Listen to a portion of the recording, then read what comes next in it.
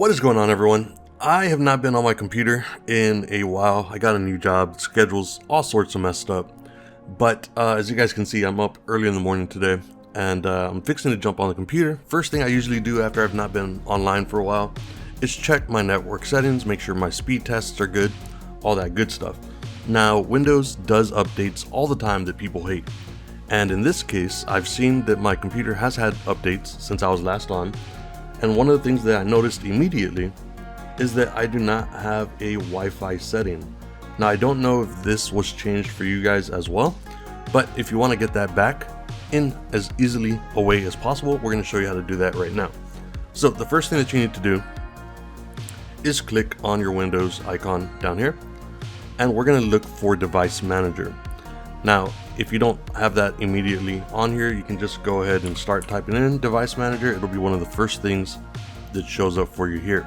We're going to click on that, and that's going to open up this area. We can open it up all the way here, and you're going to go to Network Adapters. Now, I'm not sure what yours is going to be called, but it should say at the end of it, Wireless Adapter. That's going to be your Wi-Fi, right? So it's, I'm not sure if this is a plus sign or a down arrow, but if it has a sign like mine does here, all you're going to do is click on that. You're going to right click it and then enable device. Now, you may have to update the driver as well, so either one of these should work, but in my case, I'm just going to click on enable device, and we're going to give that a few seconds here. You guys can see the screen changed for 1 second, and now the icon is changed. So once that's done, you should be able to close this out and go back to your settings down here, and you now have access to your Wi-Fi as well.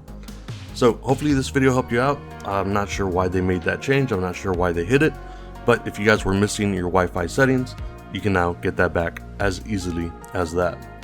If this video helped you out, consider subscribing, and I will see you on the next video.